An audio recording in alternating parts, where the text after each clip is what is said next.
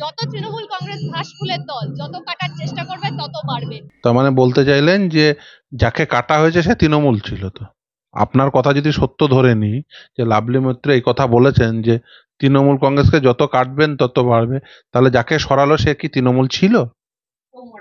সে কি তৃণমূল ছিল? আমি আমি প্রশ্ন করছি, কারণ তিনি যদি বলে থাকেন এই কথা, যে যদি তার স্বামীকে সরানোটা তৃণমূল কংগ্রেস কাটা হয়ে থাকে, তাহলে যে ব্যক্তিকে সরিয়েছেন সে তৃণমূল কংগ্রেস ছিল, এটা তিনি বোঝাতে চেয়েছেন। খুব স্বাভাবিক।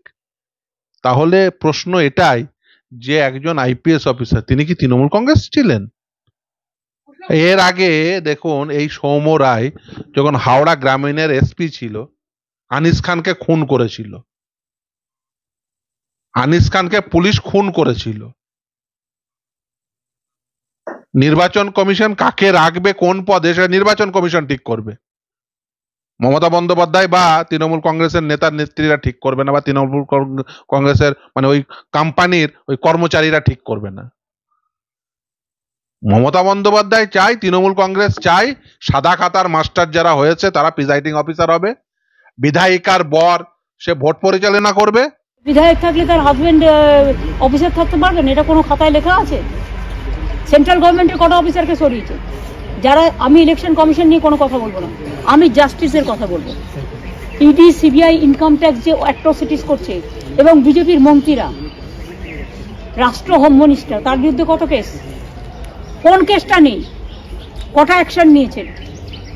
সুতরাং আপনি ডাক্তার, আপনার স্ত্রী ভোটে দাঁড়াতে পারে না। আপনি একটা অফিসার, আপনার স্ত্রী ভোটে দাঁড়াতে পারে না। আপনার বউ প্রফেসর, তার স্বামী ভোটে দাঁড়াতে পারে না। এ আবার কি কথা? ধরুন সাপোজ একটা সংস্থা পরীক্ষা নিচ্ছে, যিনি পেপার সেটার মানে নিয়োগকারী সংস্থা, যিনি পেপার সেটার, তিনি যদি কোনো ক্যান্ডিডেটের নিকট আত্মীয় হন, স্বাভাবিকভাবে তাকে পেপার সেটার হিসেবে রাখা হয় না। এটাই স্বাভাবিক নিয়ম।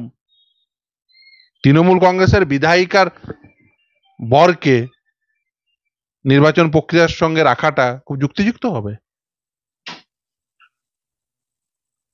কোন লজিকে তৃণমূল কংগ্রেসের একজন নেত্রীর বরকে নির্বাচন প্রক্রিয়ার সঙ্গে যুক্ত রাখতেই হবে, নাহলে বেআইনি কাজ হয়ে যাবে? এটা কোন লজিকে?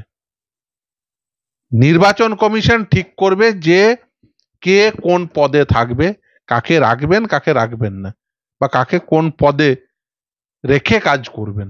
এরা শুধু সরাবার কাজ করছে, কাকে কোথায় সরাবো এই চিন্তা ভাবনাই এদের মধ্যে রয়েছে, শুধু এদিক ওদিক সরাবো। ভারতবর্ষের যে ভোট যন্ত্র, যে নির্বাচন যে কাঠামো, সেই নির্বাচন কাঠামোয় এই যে সুপ্রিম পাওয়ারটা নির্বাচন কমিশনকে দেওয়া হয়েছে, তৃণমূল কংগ্রেসকে নয়। আর তৃণমূল কংগ্রেস এখন চাইছে যে তাদের পছন্দের সমস্ত অফিসারদের, তাদের পছন্দের প্রিজাইডিং অফিসারদের, ওই যে ধরুন সাদা খাতার মাস্টার যারা, তারা প্রিজাইডিং অফিসার থাকবে, যাদের কাছ থেকে ঘুষ নিয়ে বা যাদেরকে ক্ষমতা বলে চাকরি দিয়েছেন তারা প্রিজাইডিং অফিসার। তৃণমূল কংগ্রেসের নেতা নেত্রীদের আত্মীয় স্বজন তারা ভোট প্রক্রিয়ার সঙ্গে যুক্ত থাকবেন, তাহলে ওরা নির্বাচনে জিততে পারবেন। এখন বুঝতে পারছেন যে এছাড়া তৃণমূল কংগ্রেসের জেতার কোনো প্রকার পরিস্থিতি নেই, তাই হারার ভয়ে প্রলাপ বকছেন। এখন মমতা বন্দ্যোপাধ্যায় নিজে বলতে পারবে? মমতা বন্দ্যোপাধ্যায় আগে নিজের ছবি দিত, নিচে লিখত সততার প্রতীক।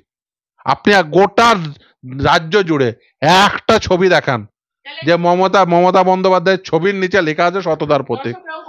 একদম। এবং শুধু কমেন্ট না, আমি চাইবো যে আপনার এই কমেন্ট বক্সে সেরকম কোনো ছবি থাকলে স্ক্রিনশট নিয়ে সেই ছবিটাও পোস্ট করে দেবেন, যে মমতা বন্দ্যোপাধ্যায়ের ছবি টাঙানো আছে রাজ্যে কোনো এক প্রান্তে, যে নিচে লেখা আছে সততার প্রতীক।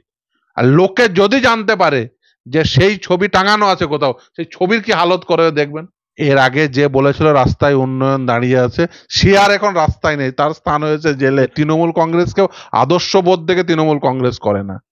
তৃণমূল কংগ্রেস হচ্ছে একটা প্ল্যাটফর্ম, যে প্ল্যাটফর্মকে ব্যবহার করে লোকে কামিয়ে নেয়। Diamond হারবারে 4 lakh target Abhishek Bandyopadhyay. কি টার্গেট 4 লাখ? মানে প্রথমে যা বললেন তাতে তো অন্য কিছু বোঝাচ্ছিল। যাই হোক না কেন, 4 লাখ ভোট কত ভোটে জিতবেন বা কত ভোটে হারবেন সেটা ঠিক করবে জনগণ। তৃণমূল কংগ্রেসের কোনো নেতা নেত্রী নয়।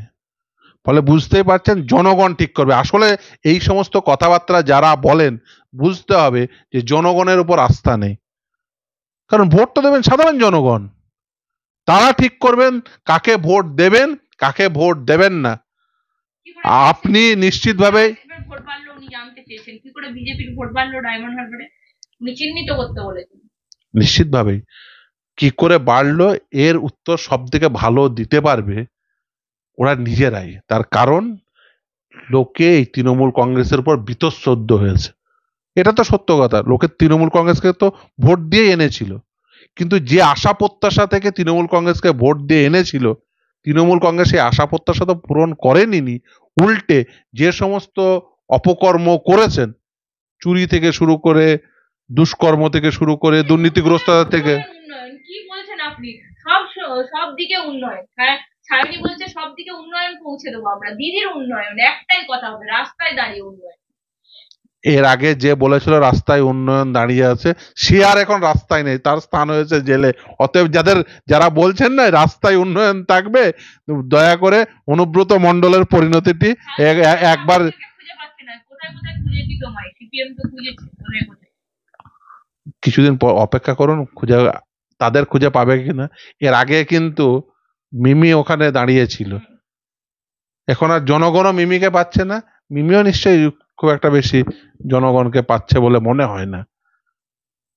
তো যাদবপুরে যে তৃণমূল একবার যায় সে তৃণমূল আর ফেরে না যাদবপুরে। কি বলছেন আপনি? ছাড়নি ঘোষ প্রার্থী এবারে? এর আগেবার প্রার্থী ছিল মিমি, এমন প্রার্থী হয়েছে ওই যাদবপুরে যে রাজনীতি থেকেই তার ভরসা উঠে গেছে। বুঝতেই পারছেন যে আসলে তৃণমূল কংগ্রেস রাজনীতিটিকে রাজনীতির জায়গায় আর রাখতে চান না, ওরা রাজনীতিটাকে অরাজনৈতিক জায়গায় নিয়ে যেতে চান। তার একটাই কারণ, তার কারণ তৃণমূল কংগ্রেসকে এই তৃণমূল কংগ্রেসের মালিকেরা একটা ব্যবসায়িক প্রতিষ্ঠান হিসেবে ব্যবহার করছেন। তাই তৃণমূল কংগ্রেসকে এখন আর রাজনীতির জায়গায় না রেখে অরাজনৈতিক জায়গায় নিয়ে যাওয়ার জন্য এই সায়নী, রচনা, সায়ন্তিকা এই ধরনের সমস্ত প্রার্থীদের অবতারণা ঘটেছে। একটাই কথা, উন্নয়ন, দিদির উন্নয়ন। ও দিদির উন্নয়ন, হ্যাঁ অবশ্যই, একদম উন্নয়ন দিদির এবং দিদির পরিবারেরই হয়েছে। ও ঠিক বুঝতে পেরেছে দিদির উন্নয়ন, এ কথা যদি বলে থাকে ওর একদম বুঝতে পেরেছে। হ্যাঁ, দিদির উন্নয়ন, উন্নয়ন যদি কারোর ঘটে থাকে সত্যি সত্যি সেটা হচ্ছে দিদির এবং দিদির পরিবারের উন্নয়ন। আপনি চলে যান বেশি না কালীঘাটের 3টে রাস্তার উপরে একবার শুধু আপনার ক্যামেরাটি ঘুরিয়ে ফেলুন, শুধু ব্যানার্জি পরিবারের কতগুলো প্লট আছে ব্যানার্জি পরিবারের হাতে। প্রকৃত উন্নয়ন যদি কিছু হয়ে থাকে পশ্চিমবঙ্গে সেটা হচ্ছে দিদি এবং ব্যানার্জি পরিবারের উন্নয়ন।